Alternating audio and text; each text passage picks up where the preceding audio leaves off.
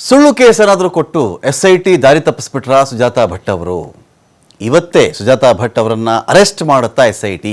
ವೈದ್ಯಕೀಯ ವಿದ್ಯಾರ್ಥಿನಿ ಅನನ್ಯ ಭಟ್ ಮಿಸ್ ಆಗಿದ್ರು ಅಂತ ಕೇಸ್ ಮಾಡಿದ್ರಲ್ಲ, ಇದೆಲ್ಲ ಸುಳ್ಳ? ಇದು ಅನನ್ಯ ಭಟ್ಗೂ ಇವ್ರಿಗೂ ಸಂಬಂಧನೇ ಇರಲಿಲ್ವಾ? ಫ್ರೆಂಡ್ ಮಗಳ ಅನನ್ಯ ಭಟ್ ಅನ್ನೋ ಕ್ಯಾರೆಕ್ಟ್ರೇ ಅಲ್ಲಿರಲಿಲ್ವಾ ಅಂತ. ಆ ಥರದ ಒಂದು ಹುಡುಗಿಯೇ ಈ ಭಾಗದಿಂದ ಮಿಸ್ಸಿಂಗ್ ಆಗಿರಲಿಲ್ಲ. ಕೆಲವರು ಹೇಳ್ತಾರೆ ಅಲ್ಲಿ ಇವ್ರು ಯಾವ ಮೆಡಿಕಲ್ ಕಾಲೇಜ್ ಅಂತ ಹೇಳ್ತಾ ಇದ್ರು, ಮೆಡಿಕಲ್ ಕಾಲೇಜಿನ ಯಾವುದೇ ದಾಖಲೆಗಳಲ್ಲಿ ಅನನ್ಯ ಭಟ್ ಬಗ್ಗೆ ವಿಚಾರಗಳೇ ಇಲ್ಲ ಅಂತ. ಇವ್ರು ಮೆಡಿಕಲ್ ಓದ್ತಾ ಇದ್ರು, ಇವರಲ್ಲಿ ಕಾಣೆ ಆಗಿಬಿಟ್ಟಿದ್ದಾರೆ, ಇದನ್ನೆಲ್ಲ ಇದೇ ಸುಜಾತಾ ಭಟ್ ಅವರು ಮೆನ್ಷನ್ ಮಾಡ್ತಾಯಿದ್ರು. ಆದರೆ ಈಗ ನಾನೇನು ಕೇಳಬೇಡಿ, ನೇಣ ಹಾಕೊಂಡ್ಬಿಡ್ತೀನಿ, ನನ್ನನ್ನು ಫಾಲೋ ಮಾಡಿಬಿಡಿ ಅಂತ ಸುಜಾತಾ ಭಟ್ ಮಾತಾಡ್ತಾ ಇದ್ದಾರೆ. ಇದೇ ಸುಜಾತಾ ಭಟ್ ಅವರು ಇದೇ ಮಾಧ್ಯಮಗಳನ್ನು ಕರೆಸ್ತೀಯೋ ಅಥವಾ ಮಾಧ್ಯಮಗಳಿಗೆ ಸಿಕ್ಕಿಯೋ ಅಥವಾ ಮಾಧ್ಯಮಗಳು ಕೇಳಿದಾಗ ಅನೇಕ ಪ್ರಶ್ನೆಗಳಿಗೆ ಅವರೇ ಹೇಳ್ತಾ ಇದ್ದರು. ಫೋಟೋ ಹಿಡ್ಕೊಂಡು ತೋರಿಸಿದ್ರು, ನೋಡಿ ಅವರೇ ತೋರಿಸಿರೋ ಫೋಟೋ, ಅವರದ್ದೇ ಕೈ, ಅವರೇ ಕೊಟ್ಟಿರ್ತಕ್ಕಂಥ ಫೋಟೋ ಅದು. ಆಮೇಲೆ ಆ ಫೋಟೋ ನೋಡಿದ್ರೆ ಅದು ಯಾರೋ ಕೊಡಗಿಗೆ ಸಂಬಂಧಪಟ್ಟಂಥವ್ರು, ಆ ಹೆಣ್ಣು ಮಗಳು 2007ರಲ್ಲಿ ಏನೋ ಕೇಸ್ಗೆ ಸಂಬಂಧಪಟ್ಟಂತೆ ಸೂಸೈಡ್ ಮಾಡಿಕೊಂಡ್ರು ಅಂತ ಇದೆ. ಅದನ್ನು ಆ ಭಾಗದಲ್ಲಿ ಕೆಲವರು ಕೊಲೆ ಅಂತ ಹೇಳ್ತಾರೆ. ಇರಲಿ, ಅದು ಬೇರೆಯೇ ಟ್ರ್ಯಾಕ್ ಹೋಗ್ಬಿಡುತ್ತದು. ಸುಜಾತಾ ಭಟ್ ಅವರು ಇಷ್ಟೆಲ್ಲ ಮಾಧ್ಯಮಗಳ ಎದುರಿಗೆ ಮಾತಾಡಿ, ಧೈರ್ಯವಾಗಿ ಕರೆಸಿಕೊಂಡು ಮಾತಾಡಿ, ಅನೇಕರಿಗೆ ಸಂದರ್ಶನಗಳನ್ನು ಕೊಟ್ಟು ಎಲ್ಲ ವಿಚಾರಗಳು ಎಕ್ಸ್ಪ್ಲೈನ್ ಮಾಡಿದ ಮೇಲೆ ಇವತ್ತಿಗೆ ಅದೇ ಸುಜಾತಾ ಭಟ್ ಅವರು ನಾನೇನು ಕೇಳಬೇಡಿ, ನೇಣ ಹಾಕೊಂಡ್ಬಿಡ್ತೀನಿ ಅಂದರೆ ಹೇಗೆ? SITಗೂ ಹೀಗೆ ಹೇಳ್ತಾರಾ ಇವರು? ನಾನು ಕ್ವಶನ್ ಮಾಡಿಬಿಟ್ರೆ ನಾನು ನೇಣ ಹಾಕೊಂಡ್ಬಿಡ್ತೀನಿ. ಇದೇ SITಗೆ ಯಾರಮ್ಮ ಅನನ್ಯ ಭಟ್ ನೀನೇ ಹೇಳಿದ್ದಲ್ಲಮ್ಮ ಅಂತ ಅಕಸ್ಮಾತ್ ಕೇಳಿದ್ರೆ, ಸುಜಾತಾ ಭಟ್ ಅವರೇ ಹೇಳಿ ನೀವು ಅಂತ ಕೇಳಿದ್ರೆ ನೇಣ ಹಾಕೊಳ್ತಾರಾ ಇವರು? SIT ಕೇಳ್ತಿರೋದೇನು? ಅನನ್ಯ ಭಟ್ಗೆ ಸಂಬಂಧಪಟ್ಟಂತೆ ದಾಖಲೆ ಪತ್ರಗಳನ್ನು ಕೊಡಿ. ಹೌದಾ ಮೇಡಮ್, ಹೋಗಿದ್ರಾ? ಸಹಜ, ಮಾಧ್ಯಮಗಳ ಕರ್ತವ್ಯ, ಸಹಜ. ಸೆನ್ಸೇಷನಲ್ ಕೇಸ್ ಇದು, ಇವರೇ ಬಂದು ಮಾತಾಡಿದಂಥವ್ರು. ಅನನ್ಯ ಭಟ್ ಇವರ ಸೃಷ್ಟಿ ಇರಬಹುದು, ಸುಜಾತಾ ಭಟ್ ಯಾರ ಸೃಷ್ಟಿನೂ ಅಲ್ವಲ್ಲ. ಕಣ್ಣೆದುರುಗಡೆ ಇದಾರಲ್ಲ ಅವರು. ಅನನ್ಯ ಭಟ್ ನಾವು ನೋಡಿಲ್ಲ, ಅಗ್ರಿ. ಅವ್ರ ಬಗ್ಗೆ ಗೊತ್ತಿದೆ ಅಂತ ಇವರೊಬ್ಬರೇ ಹೇಳಿದ್ದು, ಇವರೇ ವಿಚಾರಗಳನ್ನು ಮಾತಾಡಿದ್ದು. ಈಗ ಪ್ರಶ್ನೆಗಳನ್ನು ಕೇಳಿದಾಗ ನೇಣ ಹಾಕೊಳ್ತೀನಿ ಅಂತ ಅವ್ರು ಮಾತಾಡ್ತಾ ಇದ್ದಾರೆ. ಪ್ರಕರಣಕ್ಕೆ ಸಂಬಂಧಪಟ್ಟಂತೆ ದಾಖಲೆಗಳನ್ನು ಕೇಳಿದಾಗ SITಗೆ ದಾಖಲೆಗಳನ್ನು ಒದಗಿಸಲು ಸುಜಾತಾ ಭಟ್ ಅವರು ವಿಫಲರಾಗಿದ್ದಾರೆ. ದಾಖಲೆ ಪತ್ರ ಒದಗಿಸುವುದಕ್ಕೆ ಅವ್ರ ಕೈಲಿ ಸಾಧ್ಯವಾಗ್ತಾ ಇಲ್ಲ. ಇವತ್ತು ಇದೇ ಕಾರಣದಿಂದಾಗಿ ಇಲ್ಲಿವರೆಗೂ ಕರೆದು ವಿಚಾರಣೆ ಮಾಡ್ತಾ ಇದ್ದಾರೆ. ವಶಕ್ಕೆ ಪಡೆದು ಕೂಡ ವಿಚಾರಣೆಯನ್ನು ಮಾಡಬಹುದು.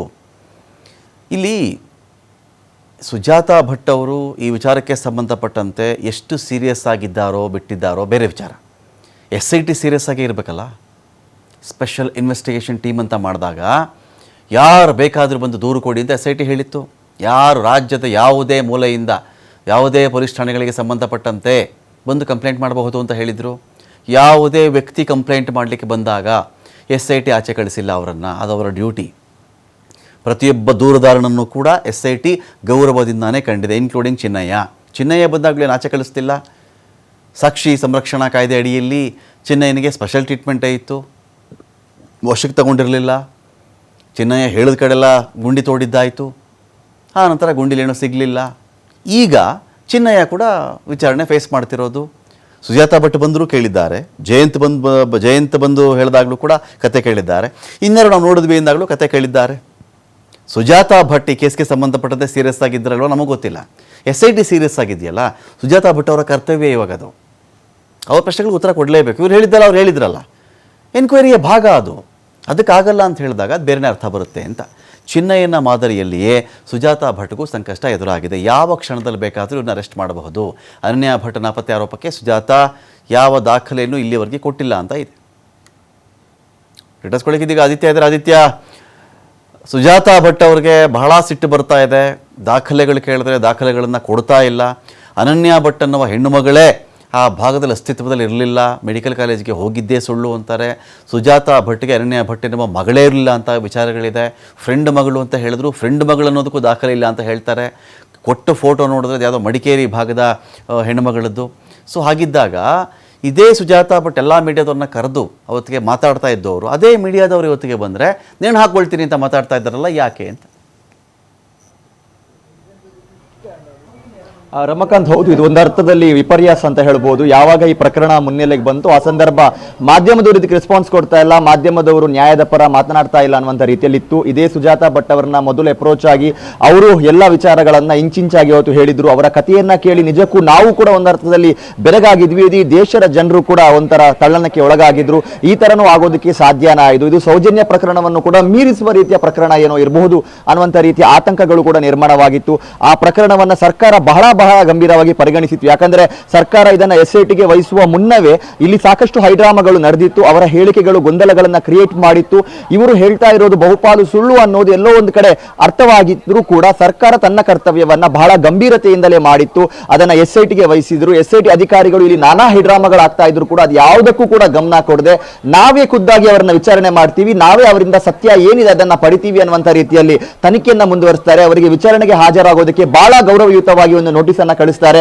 ಒಂದು ನೀವು ಇಲ್ಲಿ ಬನ್ನಿ, ಇಲ್ವಾದಲ್ಲಿ ನಾವೇ ಅಲ್ಲಿಗೆ ಬಂದು ನಿಮ್ಮಿಂದ ಮಾಹಿತಿಯನ್ನ ಪಡಿತೀವಿ ಅನ್ನುವಂತಹ ರೀತಿಯಲ್ಲಿ. ಸೊ ಮೊನ್ನೆ ದಿವಸ ಅಂದ್ರೆ ಇವತ್ತು 3ನೇ ದಿನದ ವಿಚಾರಣೆ ಇದು. ಮೊನ್ನೆ ದಿವಸ ಅವರೇ ಸ್ವಯಂ ಪ್ರೇರಿತವಾಗಿ ಬೆಳ್ಳಂಬೆಳಗ್ಗೆ ಅಲ್ಲಿ SIT ಕಚೇರಿಯ ಮುಂದೆ ಬಂದಿದ್ರು, ತನಿಖೆಗೆ ಹಾಜರಾಗಿದ್ರು. ಮಧ್ಯಾಹ್ನದ ಹೊತ್ತಿಗೆ ತನಿಖೆ ಆರಂಭವಾಗುತ್ತೆ. ಆದ್ರೆ ತನಿಖೆಯ ಉದ್ದಕ್ಕೂ ಕೂಡ ಇವರು ಕಣ್ಣೀರಿನ ಉತ್ತರವನ್ನ ಬಿಟ್ಟು ಬೇರೆ ಏನೂ ಕೊಡ್ತಾ ಇರಲಿಲ್ಲ. ನನ್ನನ್ನ ಒಮ್ಮೆಗೆ ಬಿಟ್ಟು ಬಿಡಿ, ನನ್ನಿಂದ ತಪ್ಪಾಗಿದೆ, ನಾನು ಕೊಟ್ಟಿರುವಂತದ್ದು ಸುಳ್ಳು ಕಂಪ್ಲೇಂಟ್, ಹೇಗಾದ್ರೂ ಇದರಿಂದ ನನ್ನನ್ನ ಬಚಾವ್ ಮಾಡಿ, ಯಾರದ್ದೋ ಮಾತನ್ನ ಕೇಳಿ ನಾನು ಕೆಟ್ಟು ಬಿಟ್ಟೆ ಅನ್ನುವಂತ ರೀತಿಯಲ್ಲೂ ಕೂಡ ಅವರು ಕಣ್ಣೀರನ್ನ ಹರಿಸಿ ಸುರಿಸಿ ಆ SIT ಅಧಿಕಾರಿಗಳ ಮುಂದೆ ಅಂಗಲಾಚಿದ್ರು. ಆದರೆ SIT ಅಧಿಕಾರಿಗಳು ನೀವು ಹೇಳಿದ ರೀತಿಯಲ್ಲಿ ಮಾಡೋದಕ್ಕೆ ಆಗೋದಿಲ್ಲ ಅಮ್ಮ, ನೀವೇನೇ ಆರೋಪ ಮಾಡ್ತಾ ಇದ್ರು ಕೂಡ, ಏನೇ ಸ್ಪಷ್ಟನೆಯನ್ನ ನೀಡಿದ್ರು ಕೂಡ ಅದಕ್ಕೆ ಸಂಬಂಧಪಟ್ಟಂತ ದಾಖಲೆಗಳನ್ನ ಕೊಡಿ. ಇನ್ ಕೇಸ್ ಯಾರಿದ್ದೋ ಒಂದು ಪ್ರೊವೊಕೇಶನ್ ಇಂದ ನೀವು ಈ ತರ ಮಾಡಿದ್ರು ಕೂಡ ಅದಕ್ಕೆ ಸಂಬಂಧಪಟ್ಟ ಹಾಗೆ ನಿಮ್ಮ ಹತ್ರ ಏನಾದ್ರು ದಾಖಲೆಗಳು ಇದೆಯಾ? ಅಂದ್ರೆ ಚಿನ್ನಯ್ಯನ ಕೇಸ್ ಮತ್ತು ಸುಜಾತಾ ಭಟ್ ಕೇಸ್ ಈಗ ಒಂದೇ ಕಡೆಗೆ ಬಂದು ನಿಂತಿದೆ.